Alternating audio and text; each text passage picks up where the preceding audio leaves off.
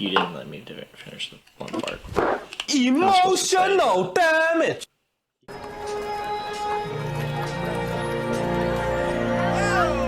Hey guys, welcome back to the Gamers Hall. I'm Chris. And I'm Adam. And today we're going to be doing another video for our guidance for the DM series. Yeah, we're going to get into some problems with single-use items. Because most of the time a DM gives any kind of single-use item, such as a potion, unless it's a potion of healing, it tends to not get used. Yeah. We're going to get into some of those major problems and then some fixes and hopefully some ways you can incorporate those in your campaign you might find helpful. All right. Well, let's get into it. So what are some of the problems? So the first one we have, kind of already mentioned, is players hoard and don't use. Yeah, I can't name the number of times I've given players potions of ogre strength, giant strength, invisibility, flying, and the players will save them for a boss fight or something special and epic, and by the time they get to it, they forget they even had it. Yeah. I mean, that includes scrolls, that includes one use like sunstones, things that produce a really cool effect that could be very useful. They just take it and then they just like, nope, I'm going to hold. And they keep holding till it's just gone. And that's a major problem when you're like, I'm giving you an item, you're getting something cool, and that's not good. You got to use it somehow, and they just choose not to. So the other thing is that players will forget about them, because if you don't have an item or a card to represent it, it's just a scribble on their sheet and they forget about it. Like they weren't intending to save it for this occasion. Mm-hmm. It's just they're like, okay, I got this, I'll use it later. But because it's a scribble on their sheet, they forget about it. It's not something they use all the time. It's not something they come by across a lot. And just forgotten. If it goes into the group hoard, which is what a lot of players do, it goes into the bag that everybody can look at, but usually only one person's looking at. So most people are not going to remember that, hey, I do have that potion of giant strength in there, and that will work right now. But Steve over here has the sheet with all the stuff in it, so they'll never remember to look at it and actually use it at that time. Yeah, and like that doesn't even just happen with one-time use magic items. That could be anything. Like Gustavo got those bag of gems, but 3 sessions before that it was like, man, I really need a pearl so I can cast this identify spell. And 6 sessions later, he's like, oh yeah, we got this and this. You had a pearl? How long have you been sitting on that? I mean, I found it with this bag of gems. Like, did you need it? It's like, yeah, I need it for this spell. Oh, totally forgot about that. Yeah, that could be a big problem. Forgetting is really bad, and players really have to work on remembering these things and helping other people remember that you have them. Third problem is they're only good for a specific purpose. So single-use items, when you get them, the description says it does X. That's all it does. Potion of flying, you drink a potion of flying, gives you the fly spell. That's it. You fly around. And that's all you do. Yeah, you get a daylight orb. You can cast daylight once a day. But that's it. That's all it does. Yeah. That means that it is only good at one particular time for one particular thing. So a lot of times players do not try to expand upon what they could do with those things. I mean, sometimes they'll get crafty with it, but most of the time they get it and say, okay, I'm going to wait for that one time that there's a flying creature I need to chase. I'm going to wait for that one time that that we're in a dark room and somebody actually cast the darkness spell so I can counteract it with a sunstone, daylight orb. And I mean, if there's not a situation where the party is having to deal with something consecutively, then it's just going to become a forgotten item. Fourth one is that players are generally unsatisfied. They get an item, and they look at it and go, oh, that's cool. but it's situational, Yeah. and it's only going to be one time. And a player's going to look at it and go, well, why didn't you just give me something different? Or sometimes they might even go, why did you give that to me at all? I don't really want that or need that in any particular reason. So why do I have that? Oh, well, okay, I'll just go sell it for gold. That's usually what a lot of those things turn into. It's like, I'm just going to sell it for gold. Sell it for gold, Even though it trade could for be something. incredibly awesome and really useful, we'll just go, and that's not fun. Yeah, and the being unsatisfied with it also leads to the first problems, the hoarding and forgetting. Because they're unsatisfied about it, they don't think about it. Right. Yeah, there's nothing that keeps it stuck in their mind that this could be something.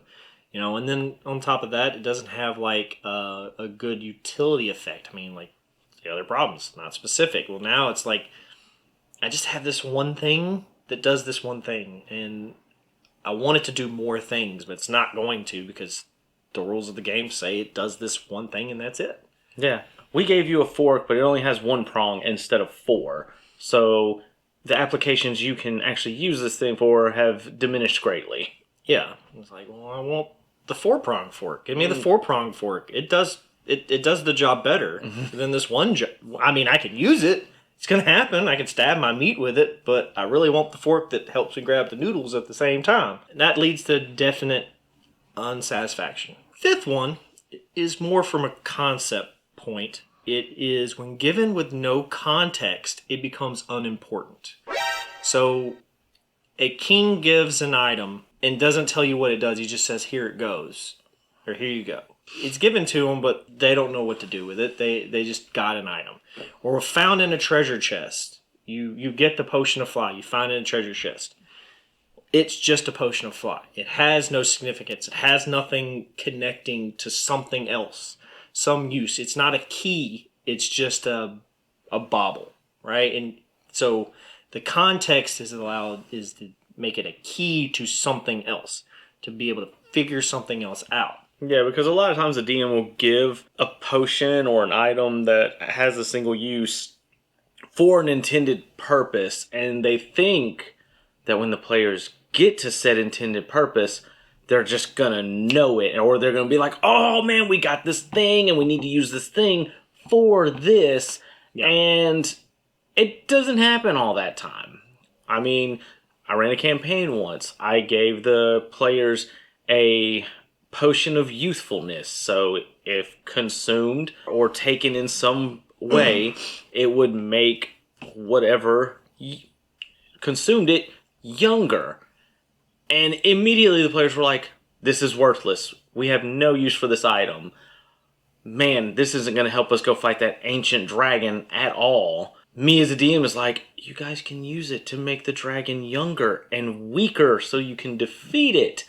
Yeah, but there was no connection there. There's no giving an idea of what this thing can do. It's not opening up possibilities. It's just a point in the universe that's there, right? And that's not usually that helpful to your campaign, to the players, or especially you when you're basically hamstringing your own possibilities there when you don't give some type of idea what this could be used for.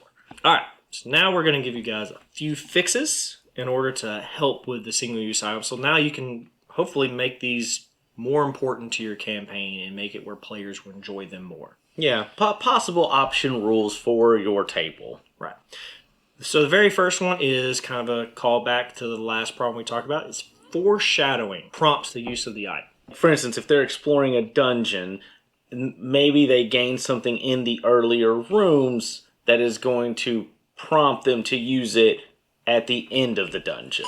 Like, for instance, they hear rumbling in the caves, and maybe they've heard a kobold maybe mention Draconic about cave-ins or something, and then they happen to find a potion of pass wall or meld into stone, where now there's a cave-in. Well, now they have a way to get through to get the thing that they want. But you foreshadowed that. Or also the analogy I used earlier, the king hands them something. Well, the king hands him something. Instead of just saying, here you go, he says, I want you to use this when you get to the next kingdom. When you talk to the prince, I want you to hand him this item. I want you to use this item, and then maybe it's a potion to detect thoughts. I want you to use this item now to read his mind when you get there, so we can figure out what he wants. So that's now giving prompt to exactly what the use of that item is. So now it's that key to the problem. It's not just an item. It's now they know that this key fits that, and they're just looking for that lock to unlock and use it. Yeah, or like maybe there's a door and you have to have a certain strength in order to open that door. Oh, that potion of giant strength is going to come in handy for us to open this door, and it lasts for an hour, so I'll get more use than just opening this door. Yeah, I mean, that goes for any number of items, scrolls, just any of those can be given, and then a small prompt when they're given or before they're gotten to help do it. And a lot of times you're going to have to prompt them a couple of times. It's the good rule of 3. You need about 3 times for somebody to remember something is useful. So find 3 separate ways to say, yeah, you're going to want to use this. Or this is how you get past this. You don't have to go outright and say it. Like, the king says, use this. You could just be subtle about it. And eventually they'll pick up on it. Yeah, or it could be one of those things where if they're really just not getting it, you could always make them roll an intelligence check or a wisdom check to remember, like, oh yeah, like, hey, you got that item. Yeah. Could help. Yeah, so and then it doesn't feel as clunky later on when your players are trying to figure something out and you just go, I said that thing earlier, and then what thing would that be? I know you said something. Okay, cool. Roll an intelligence check, see if you remember. Now it doesn't feel as clunky of just saying, hey, roll an intelligence check, see if you can figure out what this could possibly mean out of all the possibilities you're dealing with, and that gives the players a little more feel that they're in charge in some way as well. All right, so the second thing, changing the use of the potion to a bonus action to drink a potion.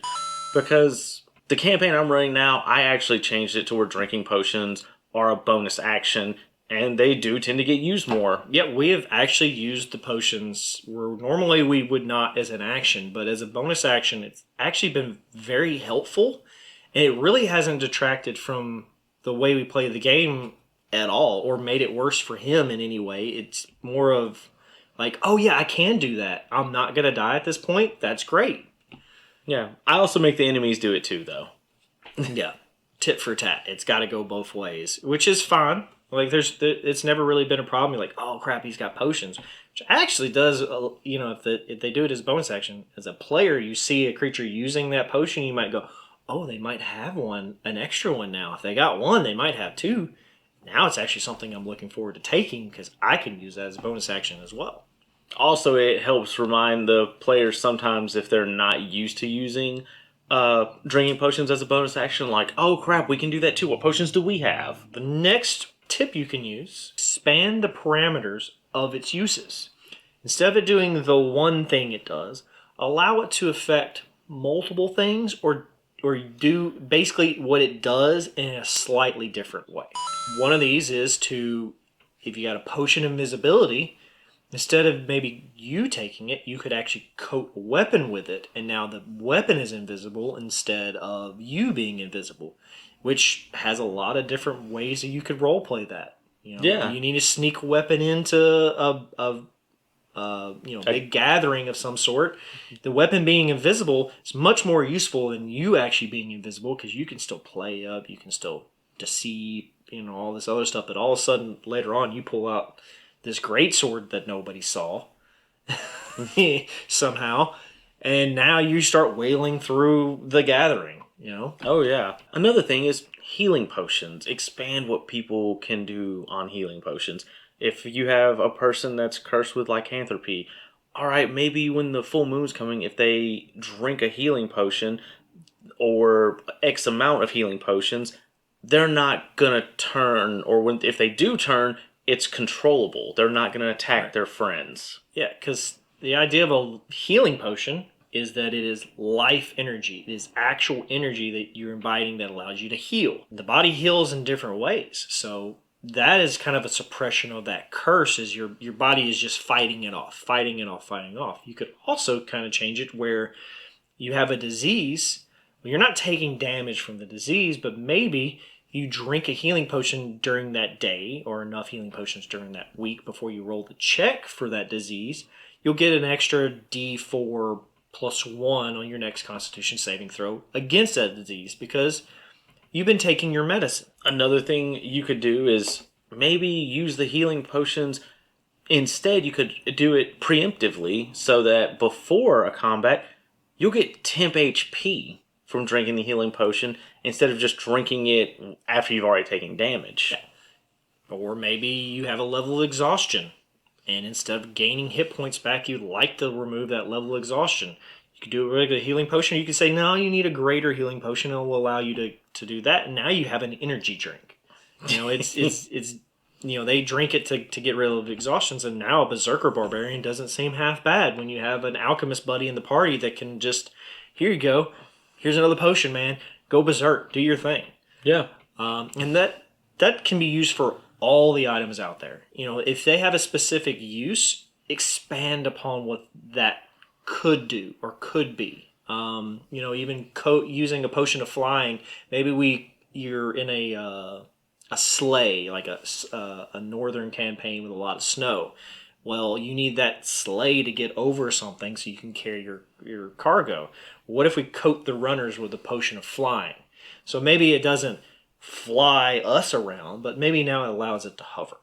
So now you can get over that rougher terrain that sleigh's never going to get through. Yeah, or maybe whatever you've covered it with, when they hit a hill, it glides instead of just, ha! But that's some good changes to just how we view the item. You know, how we view its effect. Yeah, if it has more use, if there are different ways of using the item, there's a better chance of it getting used. Right. And also making some really interesting moments in a campaign when a player goes, oh, I've got an idea. And, you know, I mean, every player has an idea. We gather around and hear the next funny thing they're going to do with whatever they got, which makes it a whole lot of fun. Next tip we're going to talk about is partial use, partial effect. And one idea is, we'll go to the healing potion again. Maybe you just want to give them just a sip of the healing potion, and they only get 1 hit point, enough to get somebody awake, enough to stop somebody from dying. But instead now it's 4 charges of 1 hit point. Now that it's been used this way, it's never going to have its full effect ever. So now I can do that 4 times. I can stop somebody from dying 4 times. So maybe there's a bunch of people that are dying at one time. You only have 1 healing potion. Well, that's enough to stop 4 people from dying. Or you could stabilize them. Yeah, just a straight out stabilization. Just enough to keep them from death saving throws. Yeah, death saving throws, which, I mean, is very useful for an item most people would have forgotten by now anyway. Then maybe you have like things like a potion of giant strength. Well, yeah, maybe you drink just a portion of it and you get a +2 to your strength. Yeah. So now instead of the 1 minute of, let's say, you 23 strength, now you're like, well, I just need a little boost of strength to do this. So I'm going to drink just a tad of it. Well, now that effect is that you can do that 4 or 5 more times where you're only going to get +2 or 3 or 2, depending on how much they wish to use. So you can scale it on how much they want to use of it and get the necessary effect. Of course, when you do this, do add some restrictions into there where they're never going to get more than what the item would have given them before. Right. Another thing, invisibility. You could use it to partial invisible something for a lower time, like instead of an hour, maybe this is only 5 minutes, 10 minutes. Yeah, or 1 minute. Take a sip of potion of invisibility, you get 1 minute of invisibility. Yeah. That's all you got. Instead of the 1 hour, you get a minute. Yeah. Little changes on the items to give just a little more effect. And a player will definitely look at these and go, well, maybe I can use them more. It does require a little bit more bookwork for them. But if that's what they wish to do, it makes items more useful. Yeah, or like you could have a potion of like enlarge reduce, and hey, like I'm gonna make this dagger look like a letter opener, and because you don't have a potion of invisibility to try and hide it, but no one's gonna stop you for having like this tiny little dagger that's in your pocket. Or pinned onto your shirt to look like it's holding, like a little badge of office. Yeah, your great sword is just like a little pin here, and at Yeah. some point you can just ha. Yeah. Okay, so we're gonna do one more, and this one definitely has a lot of role play, and will get the players really thinking. Yep. Combining items together to get greater items, or do new concoctions. Yeah, and this is going to be something that the DM and players are going to have to talk to each other about because it's Dungeons and Dragons. There is an infinite number of things that you can do with the items that you're going to get or possibly look for. So, for instance, you could get a polymorph potion with a fire breathing potion and a potion of giant strength. Combine all those into one potion, drink it. Now you can polymorph into a young red dragon. Yeah. Or you can take maybe that +1 dagger you're no longer using. You found something cooler. Then maybe you have a bunch of poison vials that you've kept that you just really haven't used. And now maybe you find another little item that allows you to enhance something. So maybe taking that dagger and using those potions or those poisons and that item that enhances, you put those together, you maybe using an artificer or some other, just coating it some way that they'll explain, and now that dagger turns into a dagger of venom with X amount of charges for poison. So now you have something usable that wasn't. Right. Or you could, like, let's say you have somebody who's a smith and they don't do a lot of work. Well, maybe while they're forging your sword, you have 3 potions of fire breathing. You can try and infuse those potions into the swordsmithing process. And now, instead of having a flame blade, you have kind of a lesser flame blade. Yeah. And there's item creation is now in many different video games. And there's lots of ways of doing it. This could be expanded upon through the whole campaign. In fact, this could end up being a campaign unto itself of how do we find the items in order to create the thing we want. Kind of like the rod of 7 parts. All of the smaller parts do something to a lesser extent, but when they're put together, there's something amazing. So this is something you can expand upon in your campaigns with your players, and allow them to be creative, especially if you have somebody that just really enjoys putting things together, all the time. This gives them a whole new avenue of play where they're, instead of things being useless, they're going to look at ways of like, how can I really make use of that, and then really have some engagement back and forth. In fact, in some cases, it might lower the amount of time that they might spend buying stuff. We found the items we need. Now they might search for the blacksmith that can do it. They might search for the librarian that has the book on this. Yeah. Or maybe you have that master crafter that's in Waterdeep, and he's like, "Oh yeah, I can do that for you, but I'm gonna need this, this, and this." And it's like, okay, so we need to go to Candlekeep for this object. We need to go to Phandalin for this object because the Forest North has that. And then here in Waterdeep, I know this item's here. We just gotta find it. And this will really expand upon what the Artificer class does. Also in the book that also explains all the different things you can do with skills as well. Now you can use your skills like brewing skills, Xanathar's. Xanathar's got to get everything. Now you can use those to expand upon that to really add in items from things you just thought were useless anyway. Yeah, and these are our tips for trying to make consumable items used more or better at your table. Yeah, and hopefully you'll take these and really expand upon them yourself. And if you have some ideas, maybe you drop them down in the comments and let us know and let the community know what you think, and maybe might start something new. Yeah, or maybe talk to your dungeon master and see if he'll incorporate some of these ideas into the game if you like them. Yeah. But also, you need to make sure to hit that bell. You need to like and subscribe. Yep. And till then, guys, keep having fun at your gaming table. Yeah. And roll them nat 3s. And you didn't let me finish the one part. I was supposed to say that. You still can. But, just like the guidance spell, just making your DM a little bit better.